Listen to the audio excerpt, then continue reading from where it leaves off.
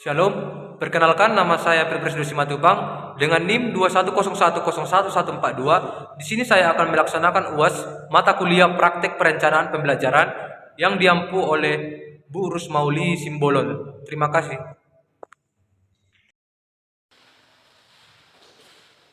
Shalom adik-adik. Halo Pak. Selamat pagi. Pagi Pak. Coba dulu lihat sekelilingnya. Ada nggak sampah? Kalau ada dong ya.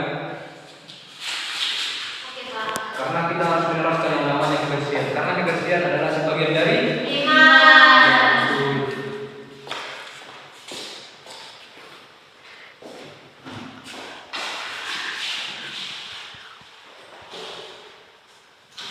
Sebelum kita memulai, mari kita dulu beribadah. Ada nggak seorang lain yang mau memimpin kita dalam beribadah? Saya Pak. Cinta. Ya Pak. Baik, mari kita pimpin dalam kita sama Allah. Baik, shalom teman-teman. Halo. Semua berdiri. Sebelum kita mulai belajar pada hari ini, kita melakukan ibadah sesaat. Kita bernyanyi Serikat Persaudaraan Jaya. Serikat Persaudaraan berdirilah. Dari semua. Sempurnakan persatuan di dalam Tuhanmu. Bersama-sama majulah di kuat iman. Berdamai bersejahtera dengan masing-masing. Kenapa nggak ada yang nyanyi? Nggak tahu pokoknya Pak. Nggak ada yang tahu lagi. Coba kita lihat lagu. Baik, kita bernyanyi Hari ini kuasa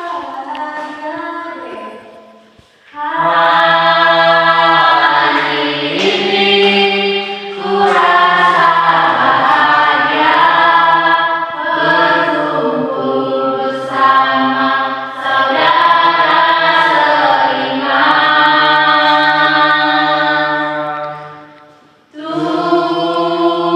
Tuhan Yesus telah satukan kita tanpa memandang di antara kita.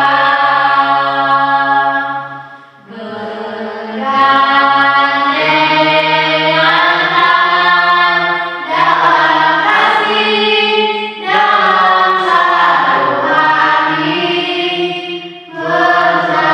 berjalan dalam kasih Tuhan.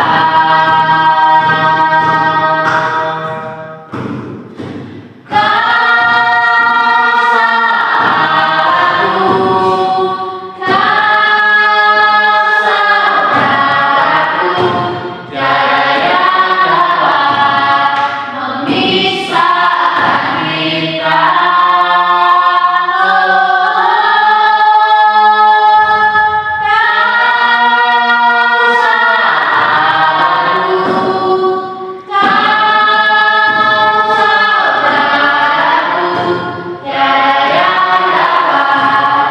Memisahkan kita.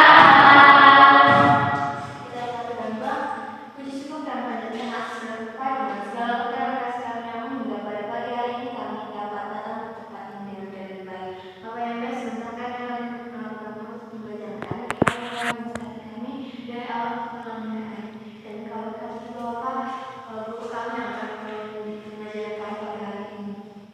Dengan dalam Tuhan, di dalam nama sekarang, setelah selama-lamanya. Amin. Baik. Bapak akan daftar dulu ya. Kegiatan kalian. Pak. Cinta, Hadir Pak. Santi, Hadir Pak. Ferdidia. Saya Pak. Siapa yang ada di sini? Junita Pak. Kemana dia ada? Tahu kabarnya? Mungkin lagi Pak.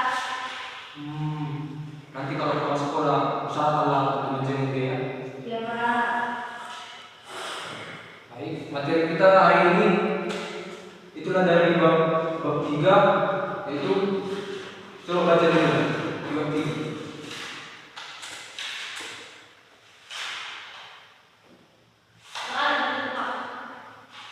Kenapa nggak dibawa bukunya?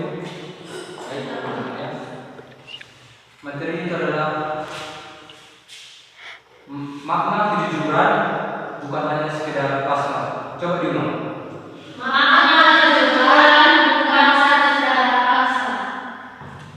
Coba buka Alkitabnya dari 2 Korintus 4 ayat 15 sampai 18.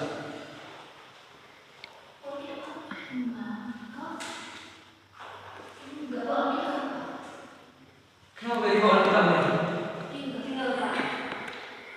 Minggu depan bawa ya, kalau nggak ada yang bawa di depan berdiri.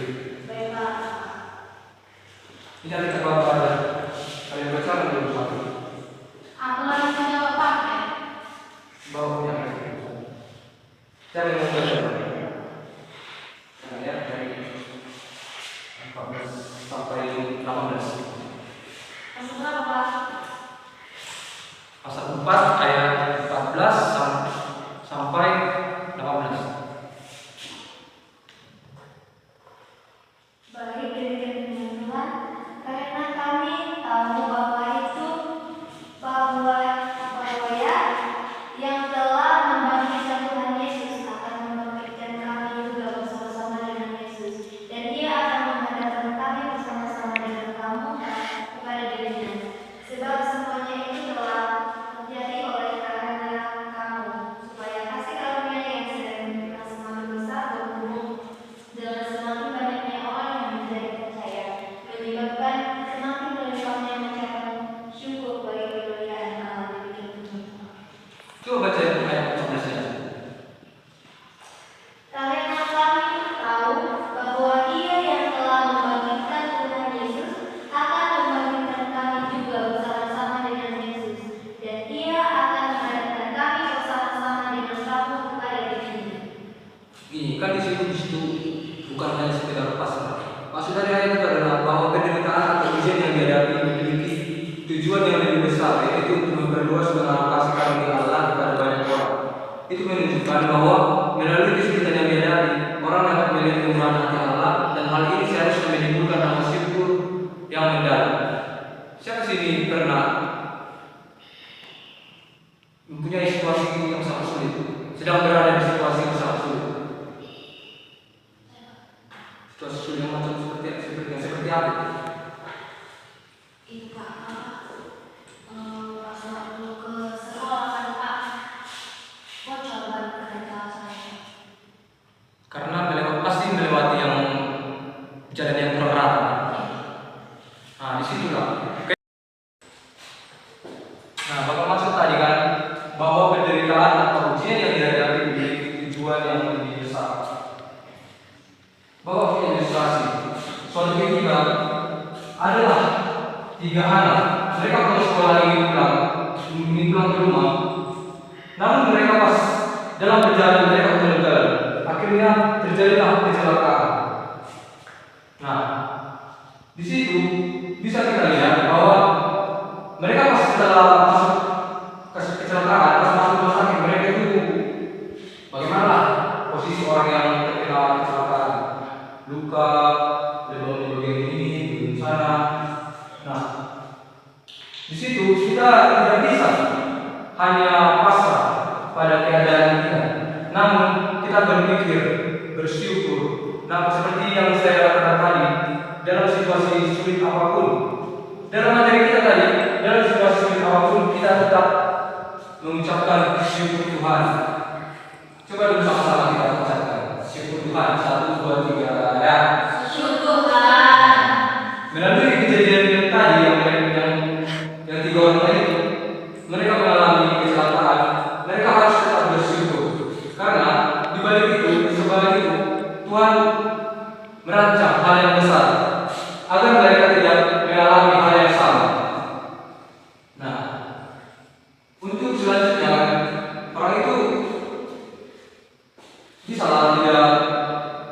tidak ugal-ugalan lagi karena mereka sudah tahu bahwa ugal-ugalan itu akan membawa malapetaka bagi mereka. Nah, itulah dia syukur kita akan hal itu. Selanjutnya, siapa sih yang punya pengalaman? Bisa kalian ceritakan pengalaman kalian mengenai bersyukur? Saya, Pak. Ini dia bagaimana? Pernah juga, Pak, waktu pulang sekolah kan, Pak.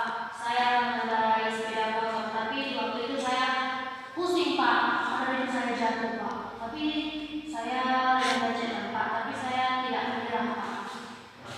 Dengan apa yang Bapak sampaikan tadi, apa yang harus kami lakukan? Harus bersyukur, Pak. Dan kalau misalnya saya mengendarai sepeda motor jatuh pusing, Pak. Iya.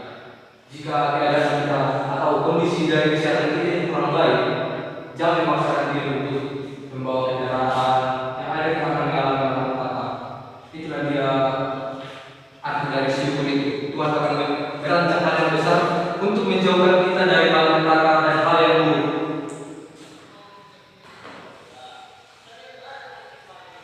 Jadi di sini Bapak akan bentuk dulu kelompok 3 orang. Cinta kelompok 1, Cinta, Familia, dan Santi. Di sini kalian akan membahas judul itu makna bersyukur bukan sekedar pasrah. Apa tadi, Pak? Makna bersyukur bukan sekedar pasrah.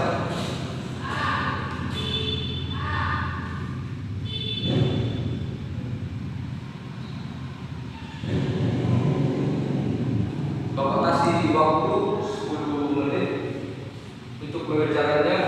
Nanti setelah kalian selesai, kalian akan membacakan hasil diskusi kalian di depannya. Apa tadi, Pak? Disuruh ngapain, Pak? Udah siap nanti kalian diskusi, baru presentasi kalian di depan. Membaca. Memang banyak sekali ya definisi bersyukur ini. Iya, Pak. Bapak juga punya ilustrasi.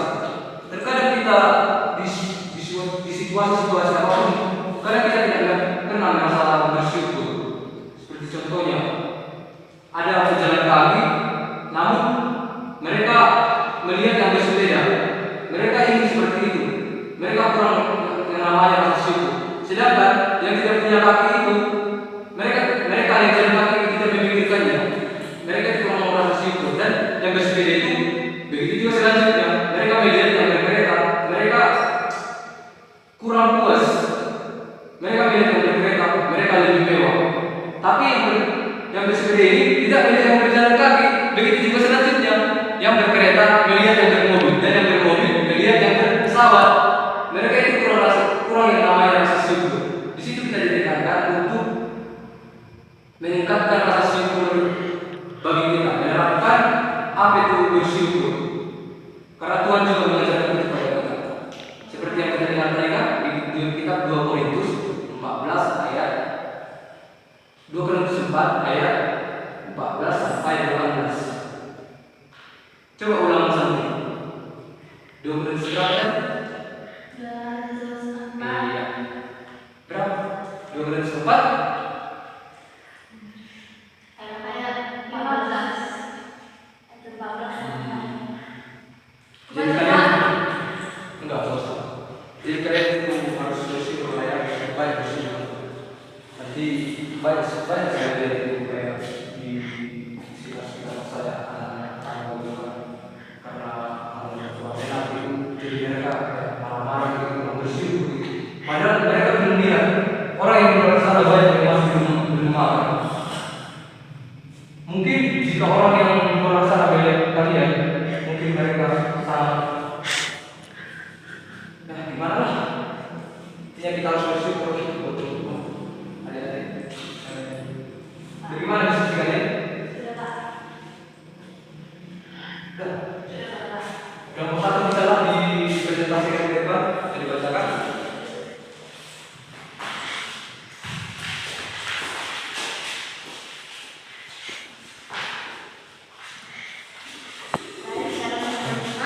Kami akan mempresentasikan hasil diskusi kami tentang makna bersyukur bukan sekedar pasrah. Nah, yang kami dapat makna dari bersyukur itu adalah mencerminkan pandangan bahwa bersyukur adalah sikap positif yang melibatkan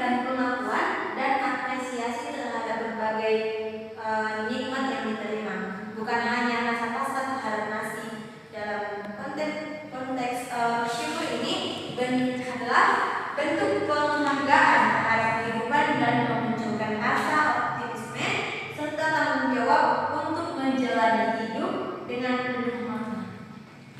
Iya. Bagi teman-teman yang lainnya ada yang mau bertanya? Nggak ada ya? Tidak, Pak. Baiklah.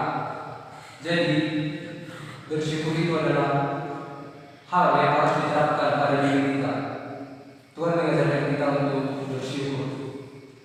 Bersyukur memiliki dampak dan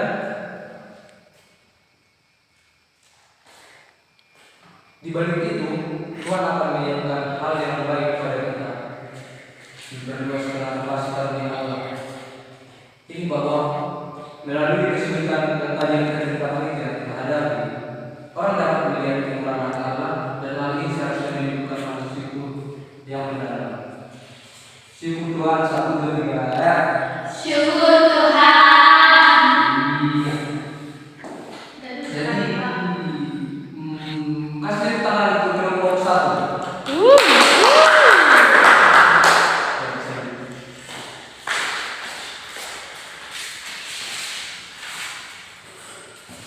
Untuk materi kita ini ada yang mau bertanya?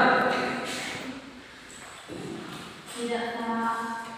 Ya udah, berarti saya yang bertanya kepada kalian. Bapak punya satu soal untuk kalian. Kalian harus Bapak kasih waktu 10 menit untuk menjawabnya. Bisa jadi satu soal aja.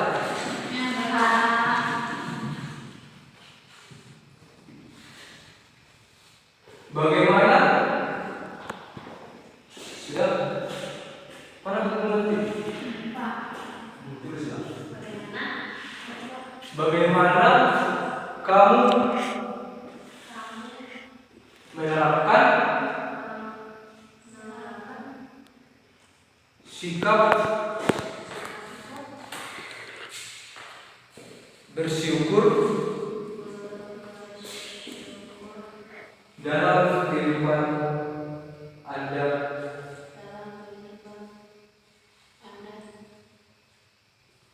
dalam kehidupan sehari-hari Anda.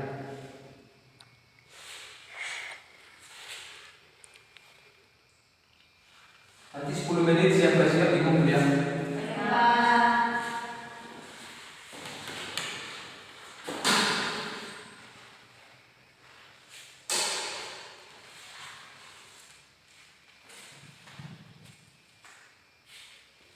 Kamu sudah sakit? Sudah, Pak. Dikumpul ya di sini. Buat namanya.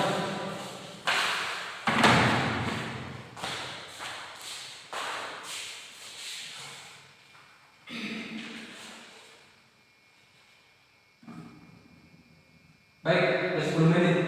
Siap tidak siap dikumpul ya.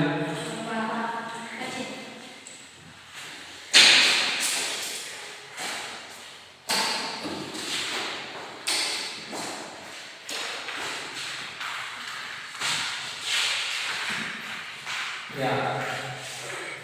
Di sini semua materi kita untuk minggu depan ada apa? Materi kita minggu depan itu diambil dari bab 4, kasih Allah kepada setiap orang.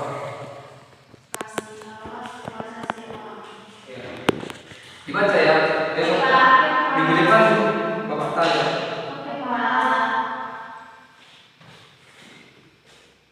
Fridia bisa ke depan pimpin ibadah kita dan kita pulang.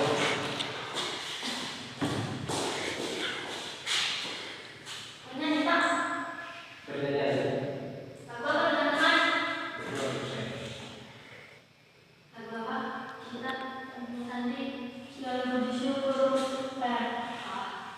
Tiga, dua, ya.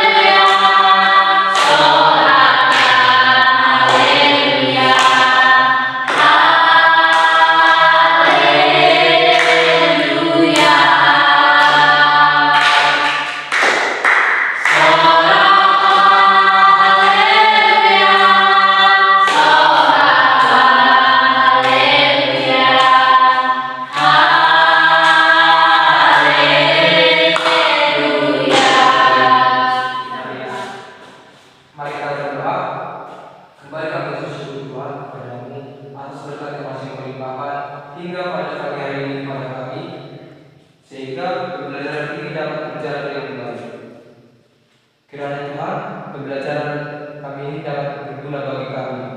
Buatlah anak-anak ini dapat menanamkan rasa syukur dalam hati mereka.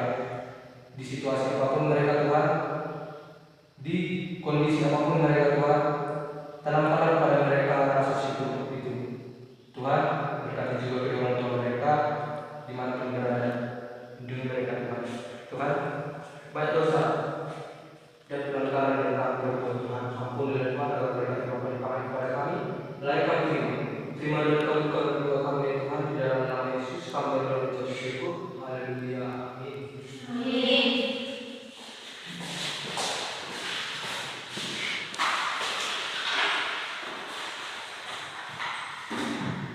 Shalom.